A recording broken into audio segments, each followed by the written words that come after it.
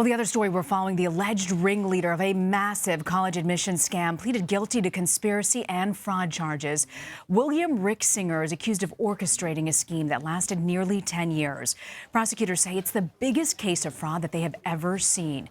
Actress Laurie Lachlan and Felicity Huffman are among dozens of wealthy parents accused of paying large sums to get their children into elite schools under false pretenses. The universities, which include Yale, Stanford, and the University of Southern California, say they are the victims. Carter Evans reports from the USC campus.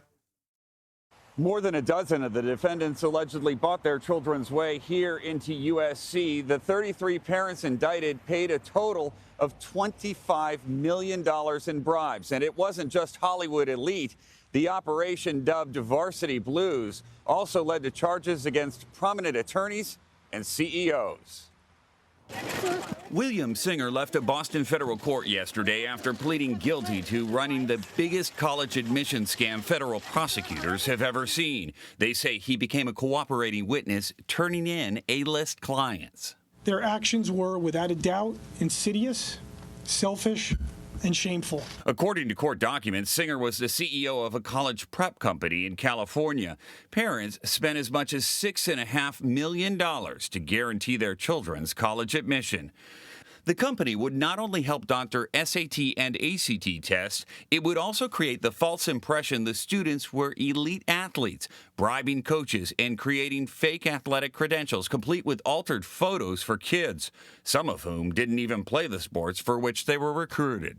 For every student admitted through fraud, an honest, genuinely talented student was rejected.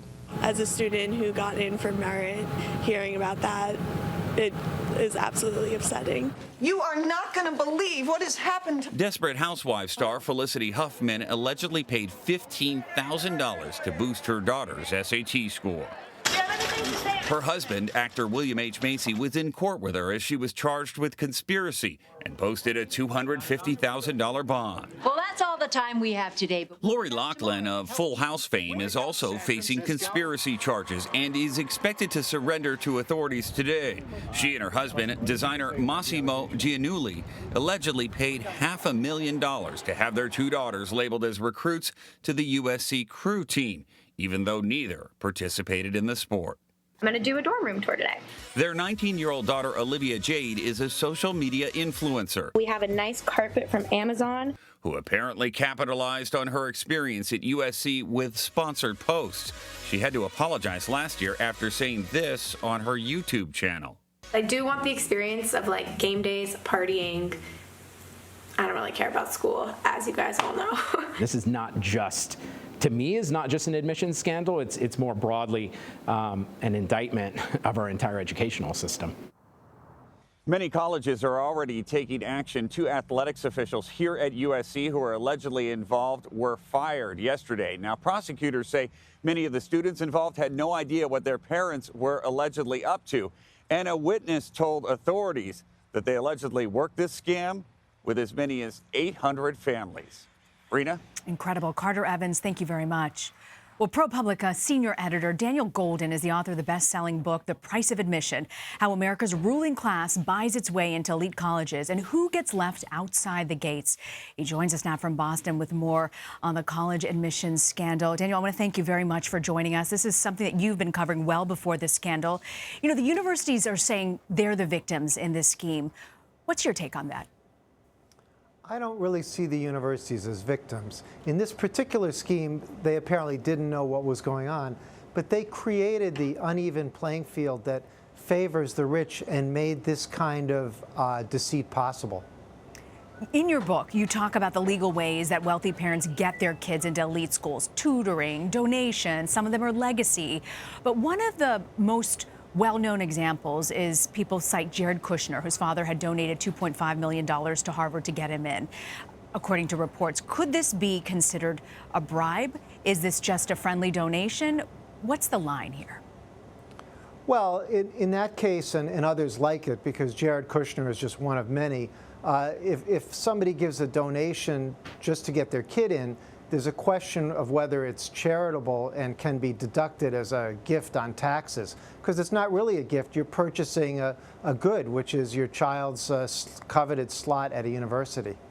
Why do you think it is that these parents choose these schemes instead of sort of legal routes? Why is it that they go to these extremes of lying, dropping these huge donations to get their kids into school? Well, they may be getting increasingly desperate because these elite colleges, every year they seem to admit a smaller percentage of their applicants. You know, maybe 15 years ago, an Ivy League school might have admitted 20 or 25% of its applicants. Now it might be 5 or 10%. So it's ever harder to get in, and parents who are frustrated and have the means to assure admission, will take all kinds of routes. When you heard about this scandal yesterday and it emerged, you've been covering this for quite some time. What stood out to you and surprised you the most? I think the most surprising thing to me is the vulnerability in the security of the ACT and SAT test administrations. Apparently, it's possible by pretending that the child has a learning disability to get extra time, and with that, a less supervised environment, and that kind of made possible the whole faking of the scores.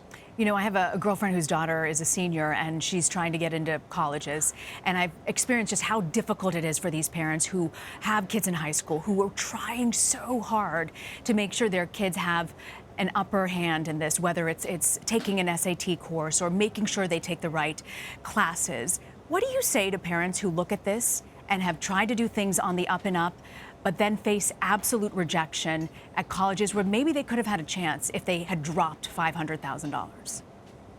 Well, I feel a lot of empathy for them, because if their child doesn't qualify for one of the preferences that favor the rich, like legacy preference or for alumni children, or development preference for kids of big donors, or athletic preference in one of these niche sports that are only played at prep schools or suburban high schools, then the family faces very long odds. And, you hope that their hard work and dedication will win out in the end, but it's got to be discouraging. Are you hopeful that somehow the system will change? Do you think they'll clamp down on this kind of activity?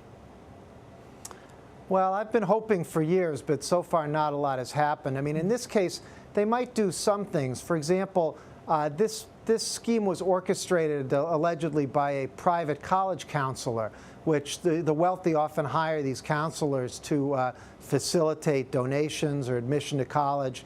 And possibly they might regulate or license these private counselors who are kind of right now a rogue presence in the system. You know, the traditional high school guidance counselor is responsible to authorities within the high school, and whereas these private college counselors just kind of roam around, and there seems to be no limit on what they might try. So maybe a crackdown on them would be in order.